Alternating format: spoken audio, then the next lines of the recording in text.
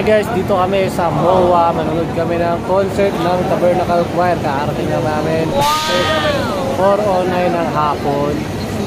Medyo malayo yung parking namin. Samahan nyo kami. Let's go!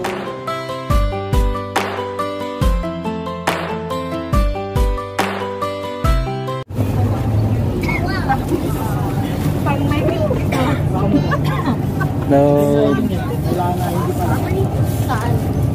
Bata, kailangan ginagawa mo. Yari yung ating mga pana. Excuse me, Rems. Hi, sister. Yari. Sister. Kasi sister ano? Mukha mo sister Joanna.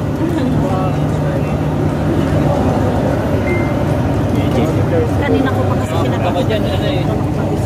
Kaya dapat yun. Hindi, binano ko lang kayo para maalala ko yung mga itsura nyo. Idoy-idoy. Brother. Pero pa mga bakante sa likod. Mga late comers. Iniwan na kami ng bus.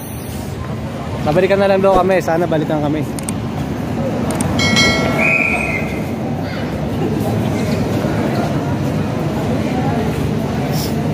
Nahihina ako.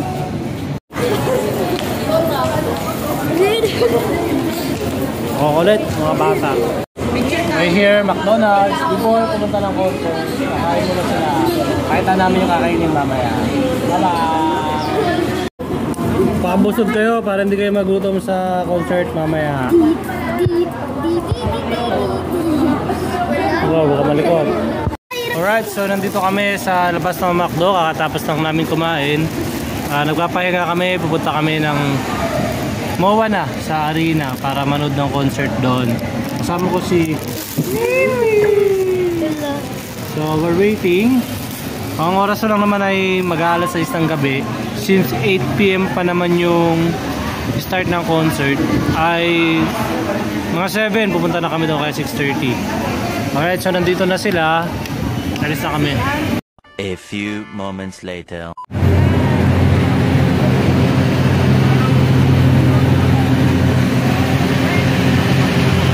Tayo. Wala pa masyadong pila. Alright, so nandito na kami sa escalator pupunta sa taas. Doon sila buboy sa baba.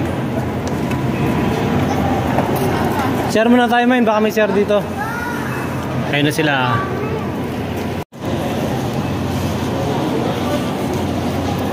Nasaan yung ticket? Alright, nandito na sila sa 4th floor.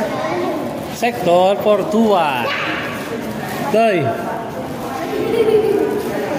Ito 420 oh. Ay, so nung kami sa 420. Welcome to Arena. 7. Dito sila.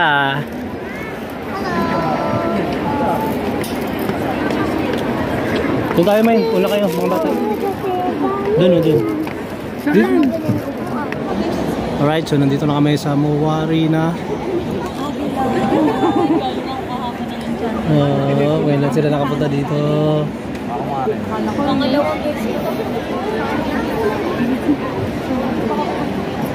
Hindi pa puno, ibig sabihin marami pang hindi pumupunta. Hello.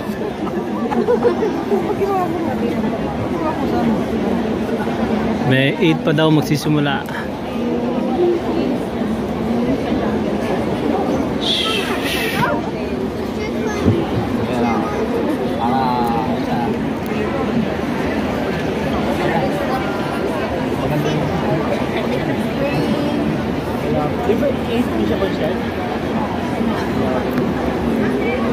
Uy, natuwa si Doydoy. Ngayon na nakapunta. Happy si Doydoy. Ngayon na nakapunta si Doydoy. Ngayon na nakapunta dito, Day? Nakakatakot.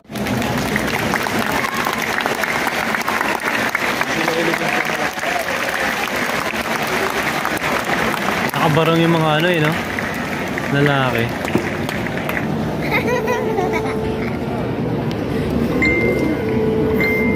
Hanap tayo na matutulog, main. Akala ko mga bata.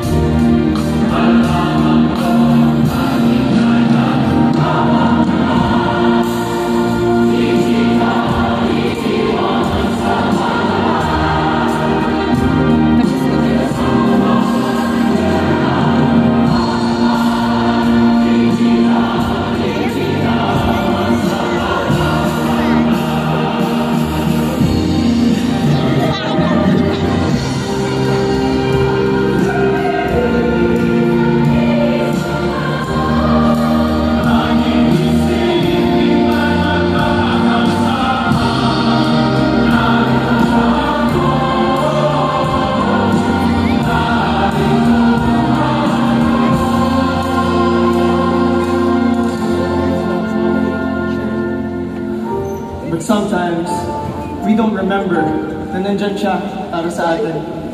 Sometimes, we find ourselves on the sea of life without Him.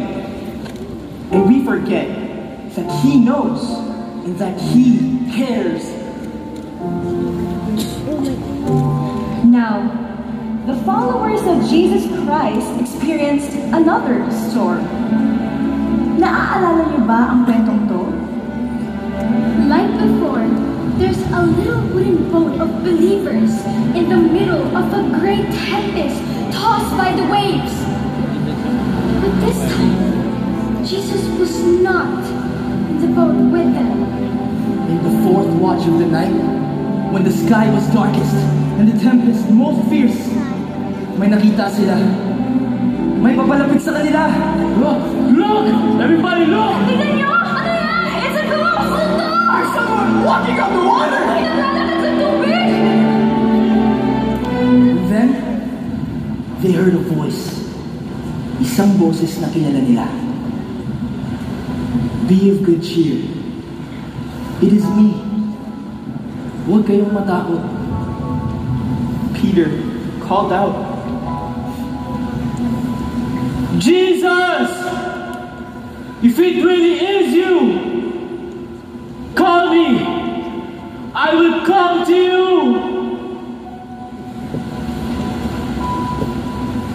So Jesus